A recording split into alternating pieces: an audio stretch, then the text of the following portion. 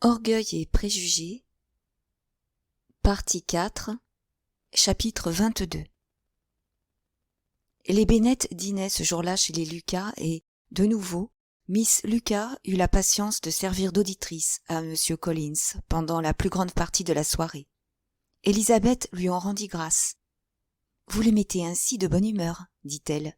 Je ne sais comment vous en remercier. » Charlotte répondit que le sacrifice de son temps était largement compensé par la satisfaction d'obliger son amie. C'était fort aimable, mais la bonté de Charlotte visait beaucoup plus loin que ne le soupçonnait Élisabeth, car son but était de la délivrer d'une admiration importune en prenant tout simplement sa place dans le cœur de M. Collins. Quand on se sépara, à la fin de la soirée, l'affaire était en si bon train que Charlotte se serait crue assurée du succès si M. Collins n'avait pas été à la veille de quitter le Hertfordshire. Mais elle n'avait pas bien mesuré l'ardeur des sentiments de M. Collins et l'indépendance de son caractère. Car, le lendemain matin, il s'échappait de Langbourn, en dissimulant son dessein avec une habileté incomparable, et accourait à Lucas Lodge, pour se jeter à ses pieds. Il désirait surtout éviter d'éveiller l'attention de ses cousines, persuadé qu'elle ne manquerait pas de soupçonner ses intentions, car il ne voulait pas qu'on apprît sa tentative avant qu'il pût en annoncer l'heureux résultat. Bien que se sentant assez tranquille, car Charlotte avait été passablement encourageante, il se tenait quand même sur ses gardes depuis son aventure du mercredi précédent. L'accueil qu'il reçut cependant fut des plus flatteurs. D'une fenêtre du premier étage, Miss Lucas l'aperçut qui se dirigeait vers la maison, et elle se hâta de sortir pour le rencontrer accidentellement dans le jardin. Mais jamais elle n'aurait pu imaginer que tant d'amour et d'éloquence l'attendaient au bout de l'allée. En aussi peu de temps que le permirent les longs discours de M. Collins, tout était réglé entre les deux jeunes gens à leur mutuelle satisfaction, et, comme ils rentraient dans la maison, M. Collins suppliait déjà Charlotte de fixer le jour qui mettrait le comble à sa félicité. Si une telle demande ne pouvait être exaucée sur-le-champ, l'objet de sa flamme ne manifestait du moins aucune inclination à différer son bonheur. L'inintelligence dont la nature avait gratifié M. Collins n'était pas pour faire souhaiter des fiançailles prolongées avec un tel soupirant, et Miss Lucas, qui l'avait accepté dans le seul désir de s'établir honorablement, se souciait assez peu que la date du mariage fût plus ou moins proche. Le consentement de Sir William et de Lady Lucas, demandé aussitôt, fut accordé avec un empressement joyeux. La situation de M. Collins faisait de lui un parti avantageux pour leur fille, dont la dot était modeste, tandis que les espérances de fortune du jeune homme étaient fort belles. Avec un intérêt qu'elle n'avait encore jamais éprouvé, Lady Lucas se mit tout de suite à calculer combien d'années Mr. Bennet pouvait bien avoir encore à vivre, et Sir William déclara que lorsque son gendre serait en possession du domaine de Langbourn, il ferait bien de se faire présenter à la cour avec sa femme. Bref, toute la famille était ravie. Les plus jeunes filles voyaient dans ce mariage l'occasion de faire un peu plus tôt leur entrée dans le monde, et les garçons se sentaient délivrés de la crainte de voir Charlotte mourir vieille fille. Charlotte elle-même était assez calme. Parvenue à ses fins, elle examinait maintenant le fruit de sa victoire, et ses réflexions étaient, somme toute, satisfaisantes. M. Collins n'avait évidemment ni intelligence ni charme, sa conversation était ennuyeuse, et dans l'ardeur de ses sentiments, il entrait sans doute moins d'amour que d'imagination. Mais, tel qu'il était, c'était un mari. Or, sans se faire une très haute idée des hommes, Charlotte Lucas avait toujours eu la vocation et le désir de se marier. Elle voyait dans le mariage la seule situation convenable pour une femme d'éducation distinguée et de fortune modeste, car, s'il ne donnait pas nécessairement le bonheur, il mettait du moins à l'abri des difficultés matérielles. Arrivée à l'âge de 27 ans, et n'ayant jamais été jolie, elle appréciait à sa valeur la chance qui s'offrait à elle. Ce qui la gênait le plus, c'était la surprise qu'elle allait causer à Élisabeth Bennet, dont l'amitié lui était particulièrement chère. Élisabeth s'étonnerait sûrement, la blâmerait peut-être, et, si sa résolution ne devait pas en être ébranlée, elle pourrait du moins se sentir blessée par la désapprobation de sa meilleure amie. Elle résolut de lui faire part elle-même de l'événement, et quand Mr. Collins, à l'heure du dîner, se mit en devoir de retourner à Longbourn, elle le pria de ne faire aucune allusion à leur fiançailles devant la famille Bennet. La promesse d'être discret fut naturellement donnée avec beaucoup de soumission, mais elle ne fut pas tenue sans difficulté. La curiosité éveillée par la longue absence de M. Collins se manifestant à son retour par des questions tellement directes qu'il lui fallut beaucoup d'ingéniosité pour les éluder toutes, ainsi que beaucoup d'abnégation pour dissimuler un triomphe qu'il brûlait de publier. Comme il devait partir le lendemain matin de très bonne heure, la cérémonie des adieux eut lieu le soir, au moment où les dames allaient se retirer. Mrs. Bennet, toute politesse et cordialité, dit combien il serait très heureux de le revoir lorsque les circonstances le permettraient. « Chère madame, répondit-il, cette invitation m'est d'autant plus agréable que je la souhaitais vivement et vous pouvez être sûre que j'en profiterai aussitôt qu'il me sera possible. » Un étonnement général accueillit ces paroles, et Mr. Bennet, à qui la perspective d'un retour aussi rapide ne souriait nullement, se hâta de dire « Mais êtes-vous bien sûr, mon cher monsieur, d'obtenir l'approbation de Lady Catherine ? Mieux vaudrait négliger un peu votre famille que courir le risque de mécontenter votre protectrice. »« Cher monsieur, répliqua M. Collins, laissez-moi vous remercier de ce conseil amical. Soyez certain que je ne prendrai pas une décision aussi importante sans l'assentiment de sa grâce. Certes, vous ne pouvez lui marquer trop de déférence. Risquez tout plutôt que son mécontentement, et si jamais votre visite ici devait le provoquer, demeurez en paix chez vous et soyez persuadé que nous n'en serons nullement froissés. Mon cher monsieur, tant d'attention excite ma gratitude, et vous pouvez compter recevoir bientôt une lettre de remerciement pour toutes les marques de sympathie dont vous m'avez comblé pendant mon séjour ici. Quant à mes aimables cousines, bien que mon absence doive être sans doute de courte durée, je prends maintenant la liberté de leur souhaiter santé et bonheur, sans faire d'exception pour ma cousine Élisabeth. Après quelques paroles aimables, Mrs. Bennet et ses filles se retirèrent, surprises de voir qu'il méditait un aussi prompt retour à Longbourn. Mrs. Bennet aurait aimé en déduire qu'il songeait à l'une de ses plus jeunes filles, et Mary se serait laissé persuader de l'accepter. Plus que ses sœurs, elle appréciait ses qualités et goûtait ses réflexions judicieuses. Encouragée par un exemple comme le sien à développer sa culture, elle estimait qu'il pourrait faire un très agréable compagnon. Le lendemain matin vit s'évanouir cet espoir.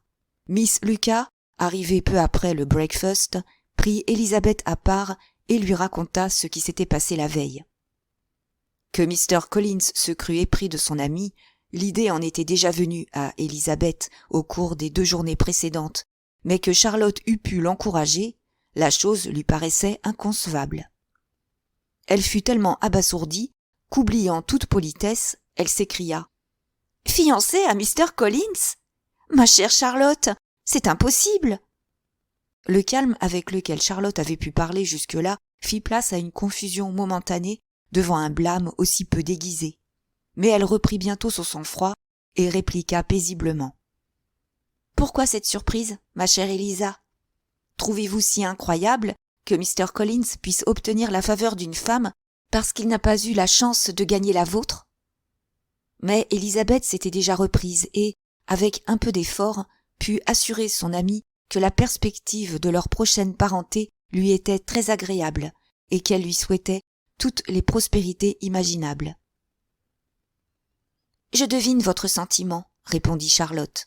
« Monsieur Collins ayant manifesté si récemment le désir de vous épouser, il est naturel que vous éprouviez un étonnement très vif. Cependant, quand vous aurez eu le temps d'y réfléchir, je crois que vous m'approuverez. Vous savez que je ne suis pas romanesque.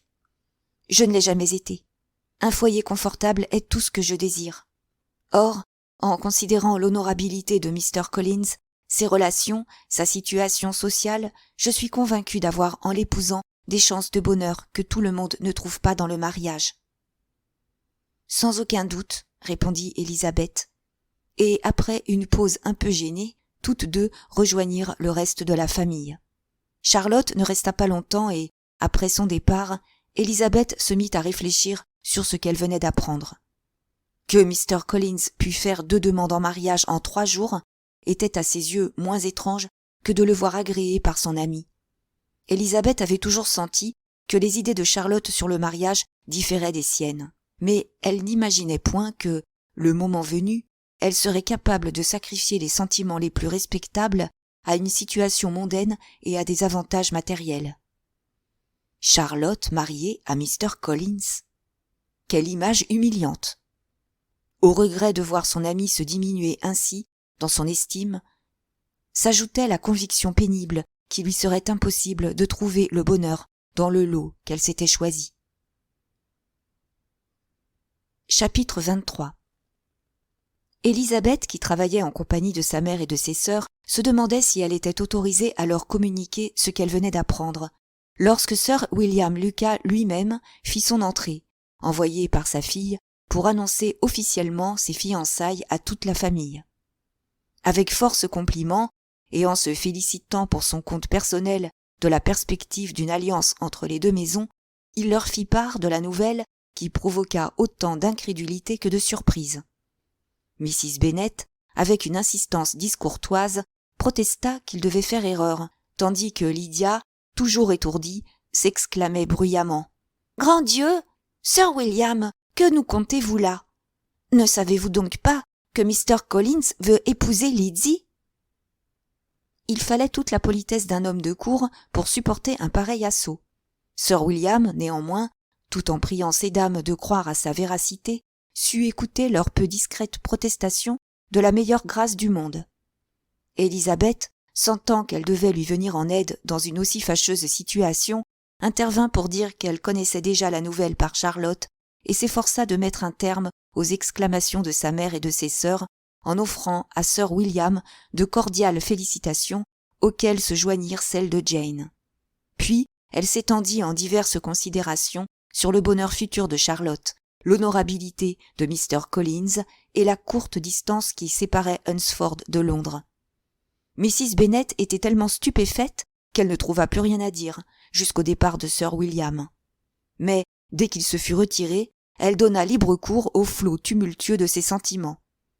Elle commença par s'obstiner dans son incrédulité, puis elle affirma que Mr. Collins s'était laissé entortiller par Charlotte. Elle déclara ensuite que ce ménage ne serait pas heureux et, pour finir, annonça la rupture prochaine des fiançailles. Deux choses, cependant, se dégageaient clairement de ces discours. Élisabeth était la cause de tout le mal, et elle, Mrs. Bennet, avait été indignement traitée. Elle médita tout le jour ces deux points. Rien ne pouvait la consoler, et la journée ne suffit pas à calmer son ressentiment. De toute la semaine, elle ne put voir Élisabeth sans lui renouveler ses reproches. Il lui fallut plus d'un mois pour reprendre vis-à-vis de Sir William et de Lady Lucas une attitude suffisamment correcte, et il s'écoula beaucoup plus de temps encore avant qu'elle parvint à pardonner à leur fille. Mr. Bennet accueillit la nouvelle avec plus de sérénité. Il lui plaisait, dit-il, de constater que Charlotte Lucas, qu'il avait toujours considérée comme une fille raisonnable, n'avait pas plus de bon sens que sa femme et en avait certainement moins que sa fille. Entre Élisabeth et Charlotte, une gêne subsistait qui les empêchait toutes deux d'aborder ce chapitre. Élisabeth sentait bien qu'il ne pouvait plus y avoir entre elles la même confiance. Désappointée par Charlotte, elle se tourna avec plus d'affection vers sa sœur, sur la droiture et la délicatesse de laquelle elle savait pouvoir toujours compter, mais elle devenait chaque jour plus anxieuse au sujet de son bonheur, car Bingley était parti depuis plus d'une semaine et il n'était pas question de son retour. Jane avait répondu tout de suite à Caroline, et comptait dans combien de jours elle pouvait raisonnablement espérer une nouvelle lettre. Les remerciements annoncés par Mr. Collins arrivèrent le mardi. Adressée à Mr. Bennet, sa lettre exprimait avec emphase sa gratitude aussi profonde que s'il eût fait un séjour de toute une année dans la famille Bennet. Ce devoir accompli, Mr. Collins annonçait en termes dithyrambiques le bonheur qu'il avait eu de conquérir le cœur de leur aimable voisine et révélait que c'était avec le dessein de se rapprocher d'elle qu'il avait accepté si volontiers leur aimable invitation. Il pensait donc faire sa réapparition à Longbourn 15 jours plus tard. Lady Catherine, ajoutait-il, approuvait si complètement son mariage qu'elle désirait le voir célébré le plus tôt possible. Et il comptait sur cet argument péremptoire pour décider l'aimable Charlotte à fixer rapidement le jour qui ferait de lui le plus heureux des hommes. Le retour de Mr. Collins ne pouvait plus causer aucun plaisir à Mrs. Bennet. Au contraire, tout autant que son mari, elle le trouvait le plus fâcheux du monde. N'était-il pas étrange que Mr. Collins vînt à Longbourn au lieu de descendre chez les Lucas? C'était fort gênant et tout à fait ennuyeux. Elle n'avait pas besoin de voir des hôtes chez elle avec sa santé fragile, et encore moins des fiancés qui, de tous, sont les gens les plus désagréables à recevoir. Ainsi murmurait Mrs. Bennet, et ses plaintes ne cessaient que pour faire place à l'expression plus amère du chagrin que lui causait l'absence prolongée de Mr. Bingley. Cette absence inquiétait aussi Jane et Elizabeth. Les jours s'écoulaient sans apporter de nouvelles, sinon celles qui commençaient à circuler à Meryton, qu'on ne le reverrait plus de tout l'hiver à Netherfield. Elizabeth elle-même commençait à craindre que Mr. Bingley ne se fût laissé retenir à Londres par ses sœurs. Malgré sa répugnance à admettre une supposition qui ruinait le bonheur de sa sœur et donnait une idée si médiocre de la constance de Bingley, elle ne pouvait s'empêcher de penser que les efforts réunis de deux sœurs insensibles et d'un ami autoritaire, joints au charme de Miss Darcy et au plaisir de Londres, pourraient bien avoir raison de son attachement pour Jane. Quant à cette dernière, l'incertitude lui était, cela va de soi, encore plus pénible qu'à Élisabeth. Mais quels que fussent ses sentiments, elle évitait de les laisser voir, et c'était un sujet que les deux sœurs n'abordaient jamais ensemble. Mr. Collins revint ponctuellement 15 jours plus tard, comme il l'avait annoncé, et s'il ne fut pas reçu à Longbourn aussi chaudement que la première fois, il était trop heureux pour s'en apercevoir. Du reste, ses devoirs de fiancé le retenaient presque toute la journée chez les Lucas, et il ne rentrait souvent que pour s'excuser de sa longue absence, à l'heure où ses hôtes regagnaient leur chambre. Mrs. Bennet était vraiment à plaindre. La moindre allusion au mariage de Mr. Collins la mettait hors d'elle, et, partout où elle allait, elle était sûre d'en entendre parler. La vue de Miss Lucas lui était devenue odieuse. Elle ne pouvait, sans horreur, penser qu'elle lui succéderait à Longbourn et, le cœur plein d'amertume, elle fatiguait son mari de ses doléances. « Oui, Mr. Bennet, il est trop dur de penser que Charlotte Lucas sera un jour maîtresse de cette maison et qu'il me faudra m'en aller pour lui céder la place. » Cher ami, écartez ces pensées funèbres. Flattons-nous plutôt de l'espoir que je vous survivrai. Mais cette consolation semblait un peu mince à Mrs. Bennet, qui, sans y répondre, continuait. « Je ne puis supporter l'idée que tout ce domaine lui appartiendra. Ah, s'il n'y avait pas cette entaille, comme cela me serait égal. » « Qu'est-ce qui vous semblerait égal ? » ?»« Tout le reste. » »« Rendons grâce au ciel, alors, de vous avoir préservé d'une telle insensibilité. »« Jamais, Mr. Bennet, je ne rendrai grâce pour ce qui touche à ce maudit entail. Qu'on puisse prendre des dispositions pareilles pour frustrer ces filles de leurs biens, c'est une chose que je ne pourrai jamais comprendre. Et tout cela pour les beaux yeux de Mr. Collins encore. Pourquoi lui plutôt qu'un autre ? » « Je vous laisse le soin de résoudre le problème, » dit Mr. Bennet. Chapitre 24. La lettre de Miss Bingley arriva et mit fin à tous les doutes. Dès la première phrase, elle confirmait la nouvelle de leur installation à Londres pour tout l'hiver et transmettait les regrets de Mr. Bingley de n'avoir pu aller présenter ses respects à ses voisins avant de quitter la campagne. Il fallait donc renoncer à tout espoir, et quand Jane eut le courage d'achever sa lettre, à part les protestations d'amitié de Caroline, elle n'y trouva rien qui pût la réconforter. Les louanges de Miss Darcy en occupaient la plus grande partie. Miss Bingley se félicitait de leur intimité croissante et prévoyait l'accomplissement des désirs secrets qu'elle avait révélés à son amie dans sa lettre précédente. Elle racontait, avec satisfaction, que son frère fréquentait beaucoup chez M. Darcy, et décrivait avec transport les plans de celui-ci pour le renouvellement de son mobilier. Élisabeth, à qui Jane communiqua le principal de sa lettre, écouta, silencieuse et pleine d'indignation, le cœur partagé entre la pitié qu'elle éprouvait pour sa sœur et le ressentiment que lui inspiraient les Bingley. Elle n'attachait aucune valeur à ce que disait Caroline sur l'admiration de son frère pour Miss Darcy. De la tendresse de celui-ci pour Jane, elle n'avait jamais douté, et n'en doutait pas encore. Mais elle ne pouvait, sans colère, à peine sans mépris, songer à ce manque de décision qui faisait de lui actuellement le jouet des intrigues des siens et l'amenait à sacrifier son bonheur à leur préférence. Et s'il ne s'agissait que de son bonheur? Libre à lui d'en disposer. Mais celui de Jane aussi était en jeu, et il ne pouvait l'ignorer. Un jour ou deux se passèrent avant que Jane eût le courage d'aborder ce sujet avec Élisabeth, mais une après-midi où sa mère avait plus encore que d'habitude épanché son irritation contre le maître de Neverfield, elle ne put s'empêcher de dire « Comme je souhaiterais que notre mère eût un peu plus d'empire sur elle-même. Elle ne se doute pas de la peine qu'elle me cause avec ses allusions continuelles à Mr. Bingley, mais je ne veux pas me plaindre.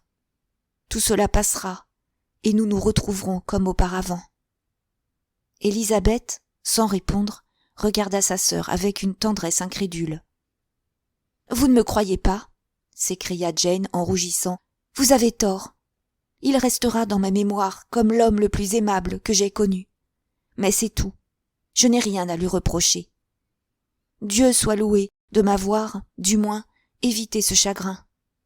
Aussi, dans un peu de temps, je serai certainement capable de me ressaisir. » Elle ajouta bientôt d'une voix plus ferme.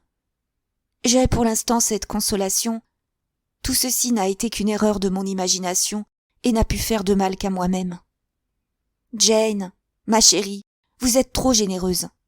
s'exclama Élisabeth. « Votre douceur, votre désintéressement sont vraiment angéliques. Je ne sais que vous dire. Il me semble que je ne vous ai jamais rendu justice, ni montré toute la tendresse que vous méritiez. » Jane repoussa ses éloges avec force et se mit en retour à louer la chaude affection de sa sœur. « Non, » dit Élisabeth, « ce n'est pas juste. Vous voulez ne voir partout que du bien, vous êtes contrariée si je porte un jugement sévère, et quand je vous déclare parfaite, vous protestez. Oh, ne craignez pas que j'exagère ou que j'empiète sur votre privilège de juger favorablement tout l'univers. Plus je vais, et moins le monde me satisfait. Chaque jour me montre davantage l'instabilité des caractères et le peu de confiance qu'on peut mettre dans les apparences de l'intelligence et du mérite. Je viens d'en avoir 2 exemples. De l'un, je ne parlerai pas. L'autre, c'est le mariage de Charlotte. N'est-il pas inconcevable à tous les points de vue? Ma chère Lizzie, ne vous laissez pas aller à des sentiments de ce genre. Vous ne tenez pas assez compte des différences de situation et de caractère. Considérez seulement l'honorabilité de Mr. Collins et l'esprit sensé et prudent de Charlotte. Souvenez-vous qu'elle appartient à une nombreuse famille, que ce mariage, sous le rapport de la fortune, est très avantageux, et, par égard pour tous deux, efforcez-vous de croire que Charlotte peut vraiment éprouver quelque chose comme de l'estime et de l'affection pour notre cousin. Je croirais n'importe quoi pour vous faire plaisir, mais je me demande qui, hormis vous, en bénéficiera. Si je pouvais me persuader que Charlotte aime notre cousin, il me faudrait juger son esprit aussi sévèrement que je juge son cœur. Vous ne pouvez nier, ma chère Jane, que Mr. Collins ne soit un être prétentieux, pompeux et ridicule, et vous sentez forcément comme moi que la femme qui consent à l'épouser manque de jugement. Vous ne pouvez donc la défendre, même si elle s'appelle Charlotte Lucas. Je trouve seulement que vous exprimez votre pensée en termes trop sévères, et vous en serez convaincu, je l'espère, en les voyant heureux ensemble. Mais laissons ce sujet. Vous avez parlé de 2 exemples, et je vous ai bien comprise. Je vous en prie, ma chère Lizzie, n'ajoutez pas à ma peine en jugeant une certaine personne digne de blâme et en déclarant qu'elle a perdu votre estime. Il ne faut pas se croire si vite victime d'une offense volontaire. Nous ne devons pas attendre d'un jeune homme gai et plein d'entrain tant de prudence et de circonspection. Bien souvent, c'est votre propre vanité qui vous égare, et les femmes croient trouver dans l'admiration qu'elles excitent beaucoup de choses qui n'y sont pas. Et les hommes font bien ce qu'ils peuvent pour le leur faire croire. S'ils le font sciemment, ils sont impardonnables. Mais je ne puis voir partout d'aussi noirs calculs. Je suis loin de charger Mr. Bingley d'une telle accusation, mais sans avoir de mauvaises intentions, On peut mal agir et être une cause de chagrin. Il suffit pour cela d'être insouciant, de ne pas tenir assez compte des sentiments des autres, ou de manquer de volonté. Laquelle de ces 3 choses reprochez-vous à Mr. Bingley? La dernière. Vous persistez alors à supposer que ses sœurs ont essayé de l'influencer? Oui, et son amie également. C'est une chose que je ne puis croire. Elles ne peuvent souhaiter que son bonheur, et, s'il m'aime, aucune autre femme ne pourra le rendre heureux. Elles peuvent souhaiter bien d'autres choses que son bonheur. Elles peuvent souhaiter, pour lui, plus de richesse et de considération. Elles peuvent souhaiter lui voir épouser une jeune fille qui lui apporte à la fois de la fortune et de hautes relations. Sans aucun doute, elles souhaitent lui voir épouser Miss Darcy. Mais cela peut venir d'un meilleur sentiment que vous ne pensez. La connaissant depuis plus longtemps que moi, il est naturel qu'elle me la préfère. Cependant, si elle croyait qu'il m'aime, elle ne chercherait pas à nous séparer, et s'il m'aimait, elle ne pourrait y réussir. Pour croire qu'il m'aime, il faut supposer que tout le monde agit mal, et cette idée me rend malheureuse. Au contraire, je n'éprouve nulle honte à reconnaître que je me suis trompée. Laissez-moi donc voir l'affaire sous ce jour qui me paraît être le véritable. Élisabeth ne pouvait que se rendre au désir de sa sœur, et entre elles, à partir de ce jour, le nom de Mr. Bingley ne fut plus que rarement prononcé. La société de Mr. Wickham fut précieuse pour dissiper le voile de tristesse que ces malencontreux événements avaient jeté sur Longbourn. On le voyait souvent, et à ses autres qualités s'ajoutait maintenant un abandon qui le rendait encore plus aimable. Tout ce qu'Élisabeth avait appris de ses démêlés avec Mr. Darcy était devenu public. On en parlait un peu partout, et l'on se plaisait à remarquer que Mr. Darcy avait paru antipathique à tout le monde, avant même que personne fût au courant de cette affaire. Jane était la seule à supposer qu'il pouvait exister des faits ignorés de la société de Meryton. Dans sa candeur charitable, elle plaidait toujours les circonstances atténuantes, et alléguait la possibilité d'une erreur, mais tous les autres s'accordaient pour condamner Mr. Darcy et le déclarer le plus méprisable des hommes. Chapitre 25. Après une semaine passée à exprimer son amour et à faire des rêves de bonheur, l'arrivée du samedi arracha Mr. Collins à son aimable Charlotte. Le chagrin de la séparation, toutefois, allait être allégé de son côté par les préparatifs qu'il avait à faire pour la réception de la jeune épouse, car il avait tout lieu d'espérer que le jour du mariage serait fixé à son prochain retour en Hertfordshire. Il prit congé des habitants de Longbourn avec autant de solennité que la première fois, renouvela ses vœux de santé et de bonheur à ses belles cousines et promit à leur père une autre lettre de remerciement. Le lundi suivant, Mrs. Bennet eut le plaisir de recevoir son frère et sa belle-sœur, qui venaient, comme à l'ordinaire, passer le Noël à Longbourn. Mr. Gardiner était un homme intelligent et de bonnes manières, infiniment supérieur à sa sœur, tant par les qualités naturelles que par l'éducation. Les dames de Netherfield auraient eu peine à croire qu'un homme qui était dans le commerce pouvait être aussi agréable et aussi distingué. Mrs. Gardiner, plus jeune que Mrs. Bennet, était une femme aimable, élégante et fine, que ses nièces de Longbourn aimaient beaucoup. Les 2 aînées surtout lui étaient unies par une vive affection, et elles faisaient de fréquents séjours à Londres, chez leur tante. Le premier soin de Mrs. Gardiner fut de distribuer les cadeaux qu'elle avait apportés et de décrire les dernières modes de Londres. Ceci fait, son rôle devint moins actif, et ce fut alors son tour d'écouter. Mrs. Bennet avait beaucoup de griefs à raconter, beaucoup de plaintes à exhaler. Depuis leur dernière rencontre, sa famille avait eu bien de la malchance. 2 de ses filles avaient été sur le point de se marier et, finalement, les 2 projets avaient échoué. « Je ne blâme pas Jane, » ajoutait-elle. « Ce n'est pas sa faute si l'affaire a manqué. Mais Lizzie... Oh, ma sœur, il est tout de même dur de penser qu'elle pourrait, à l'heure qu'il est, s'appeler Mrs. Collins, n'eût été son déplorable entêtement. Il l'a demandée en mariage, dans cette pièce même, et elle l'a refusé. Le résultat, c'est que Lady Lucas aura une fille mariée avant moi, et que la propriété de Longbourn sortira de la famille. Les Lucas sont des gens fort habiles, ma sœur. et disposés à s'emparer de tout ce qui est à leur portée. Je regrette de le dire, mais c'est la pure vérité. Quant à moi, cela me rend malade d'être contrecarré de la sorte par les miens et d'avoir des voisins qui pensent toujours à eux-mêmes avant de penser aux autres. Mais votre arrivée est un véritable réconfort, et je suis charmée de ce que vous me dites au sujet des manches longues. Mrs. Gardiner, qui avait déjà été mise au courant des faits par sa correspondance avec Jane et Elizabeth, répondit brièvement à sa belle-sœur et, par amitié pour ses nièces, détourna la conversation.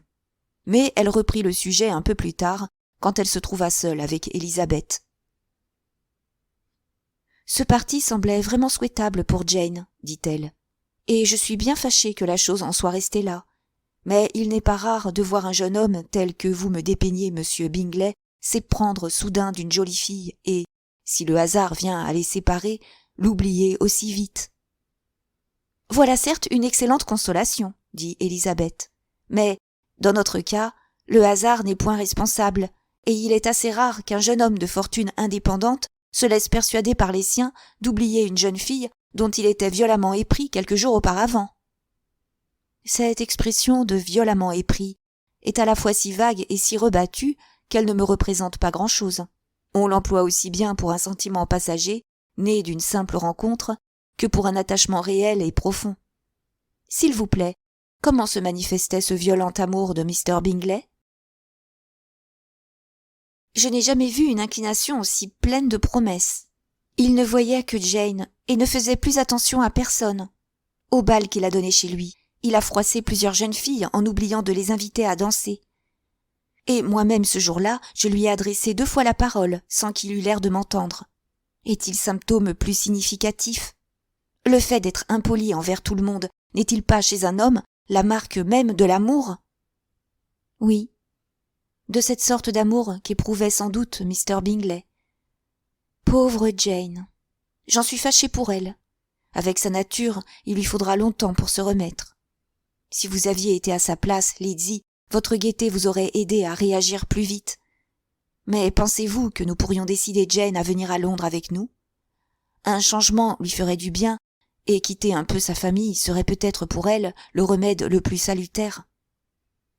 Elizabeth applaudit à cette proposition, sûre que Jane l'accepterait volontiers. « J'espère, » ajouta Mrs. Gardiner, « qu'aucune arrière-pensée au sujet de ce jeune homme ne l'arrêtera. Nous habitons un quartier tout différent, nous n'avons pas les mêmes relations, et nous sortons peu, comme vous le savez. Il est donc fort peu probable qu'ils se rencontrent, à moins que lui-même ne cherche réellement à la voir.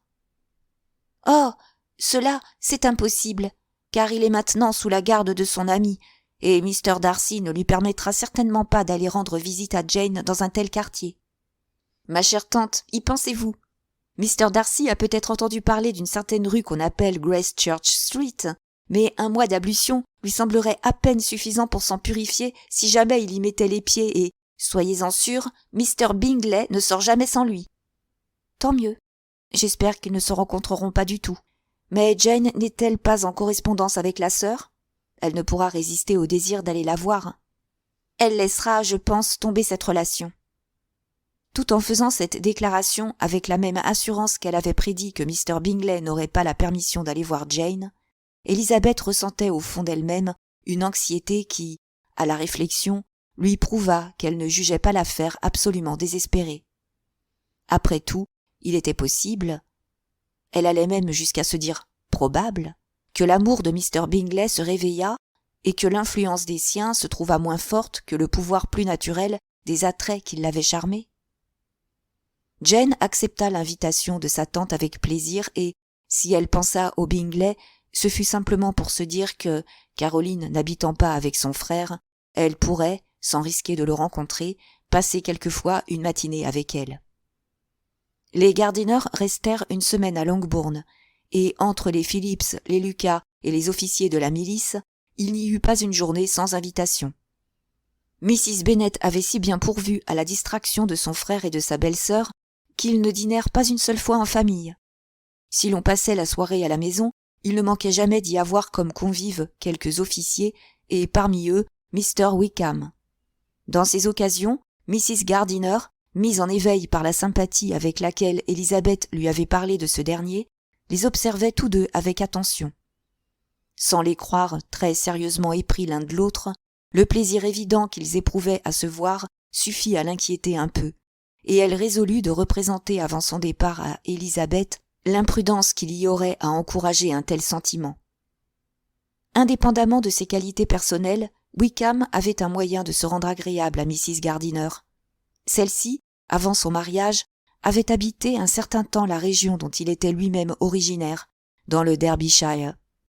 Ils avaient donc beaucoup de connaissances communes et, bien qu'il eût quitté le pays depuis 5 ans, il pouvait lui donner de ses relations d'autrefois des nouvelles plus fraîches que celles qu'elle possédait elle-même. Mrs. Gardiner avait vu Pemberley, jadis, et avait beaucoup entendu parler du père de Mr. Darcy. C'était là un inépuisable sujet de conversation. Elle prenait plaisir à comparer ses souvenirs de Pemberley avec la description minutieuse qu'en faisait Wickham, et à dire son estime pour l'ancien propriétaire. Son interlocuteur ne se montrait pas moins charmé qu'elle par cette évocation du passé. Lorsqu'il lui raconta la façon dont l'avait traité le fils, elle essaya de se rappeler ce qu'on disait de celui-ci au temps où il n'était encore qu'un jeune garçon et, en fouillant dans sa mémoire, il lui sembla avoir entendu dire que le jeune Fitzwilliam Darcy était un enfant extrêmement orgueilleux et désagréable. Chapitre 26. Mrs. Gardiner saisit la première occasion favorable pour donner doucement à Élisabeth l'avertissement qu'elle jugeait nécessaire. Après lui avoir dit franchement ce qu'elle pensait, elle ajouta « Vous êtes, Lydie, une fille trop raisonnable pour vous attacher à quelqu'un simplement parce que l'on cherche à vous en détourner. Et c'est pourquoi je ne crains pas de vous parler avec cette franchise. Très sérieusement, je voudrais que vous vous teniez sur vos gardes. Ne vous laissez pas prendre, et ne laissez pas M. Wickham se prendre aux douceurs d'une affection que le manque absolu de fortune de part et d'autre rendrait singulièrement imprudente. Je n'ai rien à dire contre lui, c'est un garçon fort sympathique, et s'il possédait la position qu'il mérite, je crois que vous ne pourriez mieux choisir. Mais, la situation étant ce qu'elle est, il vaut mieux ne pas laisser votre imagination s'égarer. Vous avez beaucoup de bon sens et nous comptons que vous saurez en user. Votre père a toute confiance dans votre jugement et votre fermeté de caractère. N'allez pas lui causer une déception. Ma chère tante, voilà des paroles bien sérieuses. Oui, et j'espère vous décider à être sérieuse, vous aussi. Eh bien, rassurez-vous, je vous promets d'être sur mes gardes, et Mr. Wickham ne s'éprendra pas de moi si je puis l'en empêcher. Élisabeth, vous n'êtes pas sérieuse en ce moment. Je vous demande pardon. Je vais faire tous mes efforts pour le devenir. Pour l'instant, je ne suis pas amoureuse de Mr. Wickham. Non, très sincèrement, je ne le suis pas, mais c'est, sans comparaison, l'homme le plus agréable que j'ai jamais rencontré. Et, s'il s'attachait à moi... Non, décidément, il vaut mieux que cela n'arrive pas. Je vois quel en serait le danger. Oh, c'est horrible, Mr. Darcy. L'estime de mon père me fait grand honneur, et je serais très malheureuse de la perdre. Mon père, cependant, a un faible pour M. Wickham.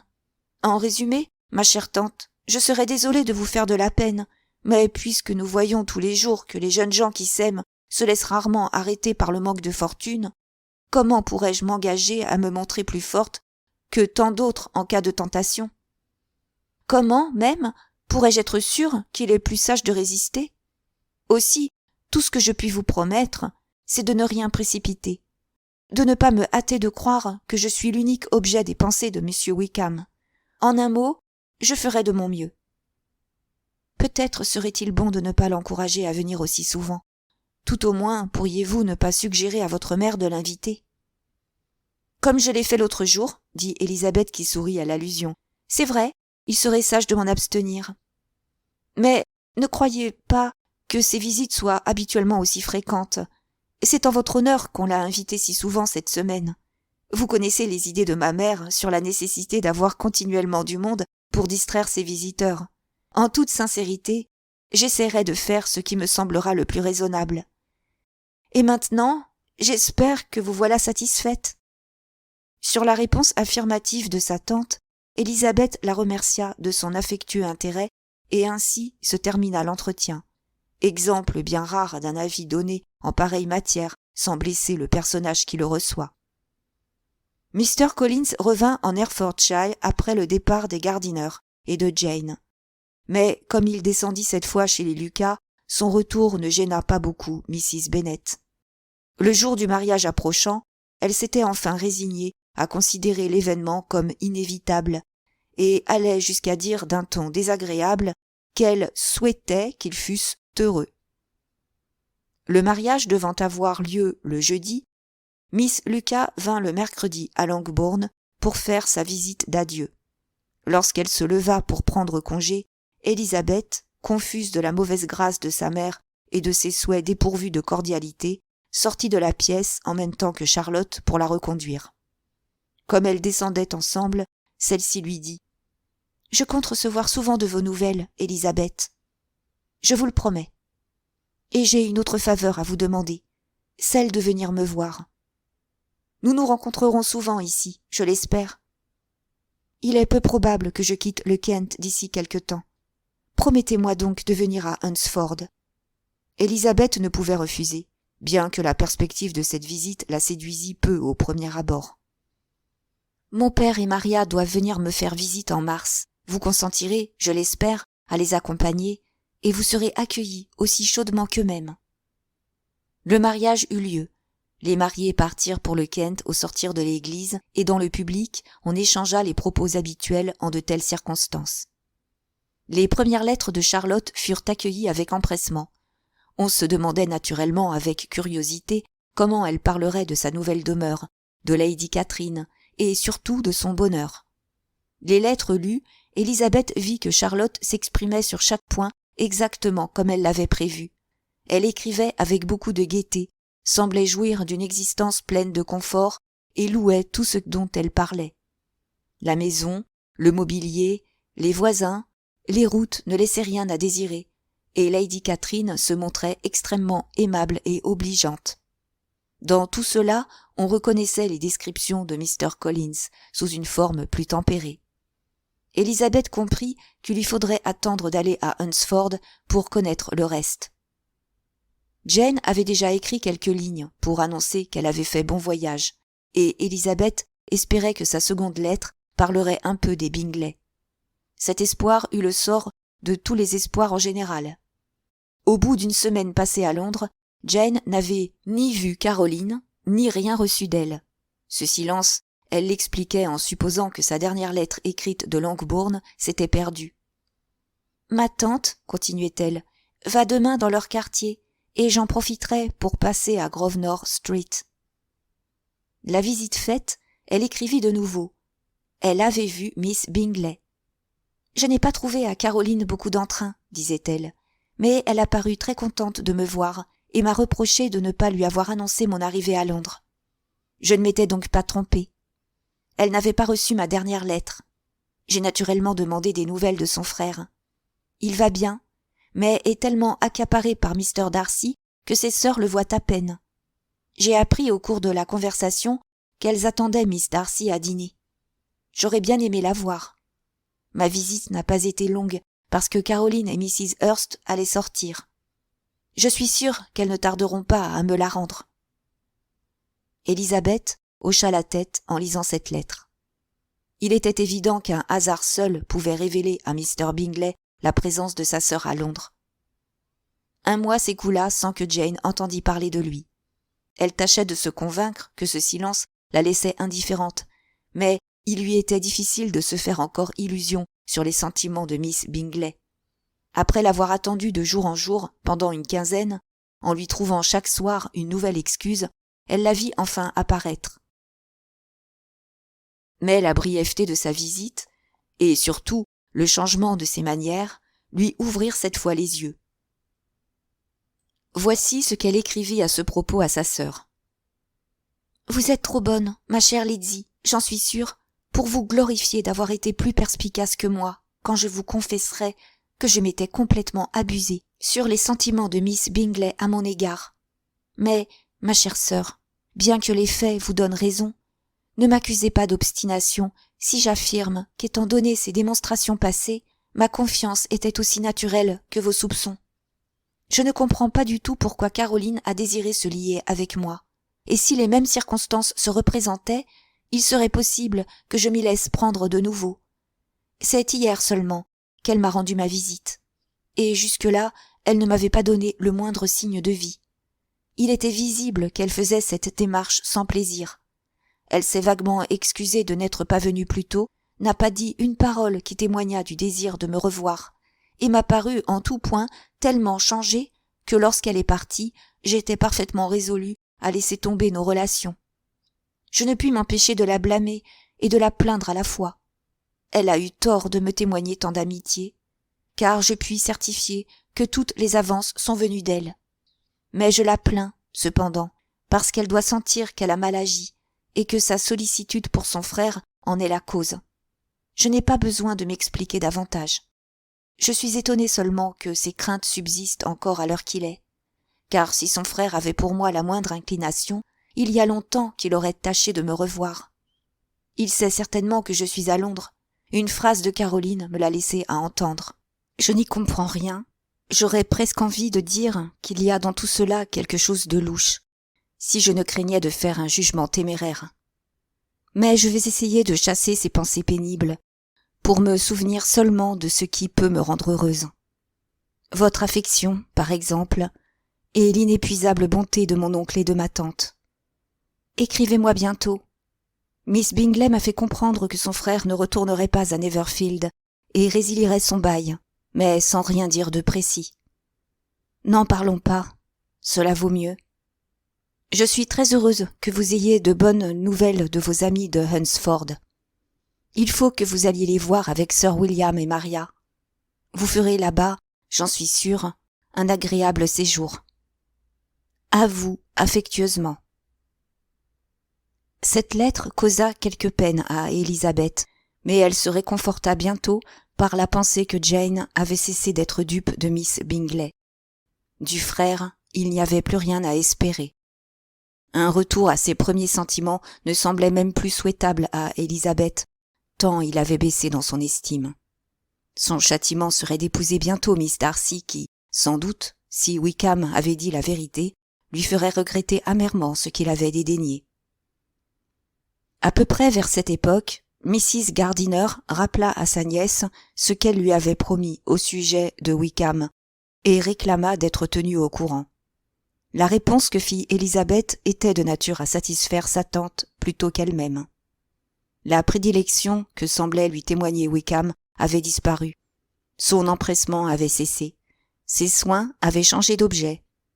Élisabeth s'en rendait compte, mais pouvait constater ce changement sans en éprouver un vrai chagrin.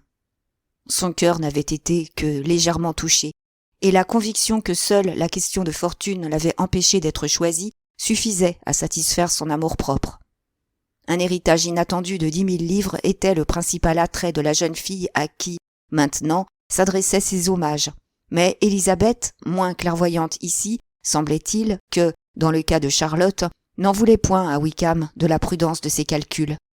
Au contraire, elle ne trouvait rien de plus naturel, et, tout en supposant qu'il avait dû lui en coûter un peu de renoncer à son premier rêve, elle était prête à approuver la sagesse de sa conduite et souhaitait sincèrement qu'il fût heureux.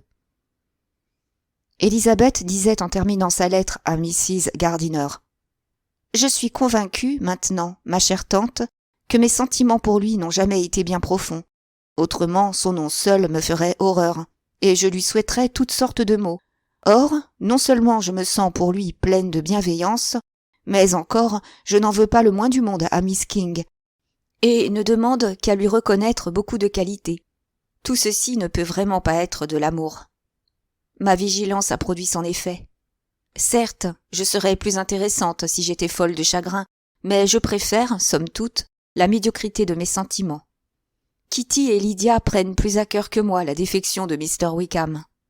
Elles sont jeunes, et l'expérience ne leur a pas encore appris que les jeunes gens les plus aimables ont besoin d'argent pour vivre, tout aussi bien que les autres. Chapitre 27. Sans autre événement plus notable que des promenades à Meryton, tantôt par la boue et tantôt par la gelée, janvier et février s'écoulèrent. Mars devait amener le départ d'Elizabeth pour Hunsford. Tout d'abord, elle n'avait pas songé sérieusement à s'y rendre, mais bientôt, s'étant rendue compte que Charlotte comptait véritablement sur sa visite, elle en vint à envisager elle-même ce voyage avec un certain plaisir. L'absence avait excité chez elle le désir de revoir son amie et atténué en même temps son antipathie pour Mr. Collins. Ce séjour mettrait un peu de variété dans son existence et, comme avec sa mère et ses sœurs d'humeur si différentes, la maison n'était pas toujours un paradis, un peu de changement serait, après tout, le bienvenu. Elle aurait de plus l'occasion de voir Jane au passage. Bref, à mesure que le jour du départ approchait, elle eût été bien fâchée que le voyage fût remis. Tout s'arrangea le mieux du monde, et selon les premiers plans de Charlotte. Élisabeth devait partir avec Sir William et sa seconde fille. Son plaisir fut complet lorsqu'elle apprit qu'on s'arrêterait une nuit à Londres. Les adieux qu'elle échangea avec Mr. Wickham furent pleins de cordialité, du côté de Mr. Wickham tout particulièrement. Ses projets actuels ne pouvaient lui faire oublier qu'Élisabeth avait été la première à attirer son attention, la première à écouter ses confidences avec sympathie, la première à mériter son admiration. Aussi, dans la façon dont il lui souhaita un heureux séjour, en lui rappelant quel genre de personne elle allait trouver en Lady Catherine de Bourgh, et en exprimant l'espoir que là, comme ailleurs, leurs opinions s'accorderaient toujours, il y avait un intérêt, une sollicitude à laquelle Élisabeth fut extrêmement sensible, et, en le quittant, elle garda la conviction que, marié ou célibataire, il resterait toujours à ses yeux le modèle de l'homme aimable. La distance jusqu'à Londres n'était que de 24 milles et, partis dès le matin, les voyageurs purent être chez les Gardiner à Gracechurch Street vers midi. Jane, qui les guettait à une fenêtre du salon, s'élança pour les accueillir dans le vestibule. Le premier regard d'Élisabeth fut pour scruter anxieusement le visage de sa sœur, et elle fut heureuse de constater qu'elle avait bonne mine, et qu'elle était aussi fraîche et jolie qu'à l'ordinaire.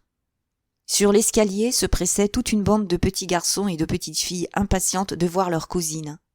L'atmosphère était joyeuse et accueillante, et la journée se passa très agréablement, l'après-midi dans les magasins et la soirée au théâtre. Élisabeth s'arrangea pour se placer à côté de sa tante. Elles commencèrent naturellement par s'entretenir de Jane, et Élisabeth apprit avec plus de peine que de surprise que sa sœur, malgré ses efforts pour se dominer, avait encore des moments d'abattement. Mrs. Gardiner donna aussi quelques détails sur la visite de Miss Bingley et rapporta plusieurs conversations qu'elle avait eues avec Jane, qui prouvaient que la jeune fille avait renoncé à cette relation d'une façon définitive. Mrs. Gardiner plaisanta ensuite sa nièce sur l'infidélité de Wickham et la félicita de prendre les choses d'une âme si tranquille. « Mais comment est donc cette Miss King ? Il me serait pénible de penser que notre amie est l'âme vénale. » « Pourriez-vous me dire, ma chère tante, quelle est la différence entre la vénalité et la prudence ? Où finit l'une et où commence l'autre ? À Noël, vous aviez peur qu'il ne m'épousât. Vous regardiez ce mariage comme une imprudence. Et maintenant qu'il cherche à épouser une jeune fille pourvue d'une modeste dot de 10 000 livres, vous voilà prête à le taxer de vénalité. Dites-moi seulement comment est Miss King. Je saurai ensuite ce que je dois penser. C'est, je crois, une très bonne fille. Je n'ai jamais entendu rien dire contre elle. Mais Mr. Wickham ne s'était jamais occupé d'elle jusqu'au jour où elle a hérité cette fortune de son grand-père. Non. Pourquoi l'aurait-il fait ? S'il ne lui était point permis de penser à moi parce que je n'avais pas d'argent, comment aurait-il pu être tenté de faire la cour à une jeune fille qui n'en avait pas d'avantage et qui, par surcroît, lui était indifférente ? Il semble peu délicat de s'empresser auprès d'elle, sitôt après son changement de fortune. Un homme pressé par le besoin d'argent n'a pas le temps de s'arrêter à des convenances que d'autres ont le loisir d'observer. Si Miss King n'y trouve rien à redire, pourquoi serions-nous choqués ? L'indulgence de Miss King ne le justifie point.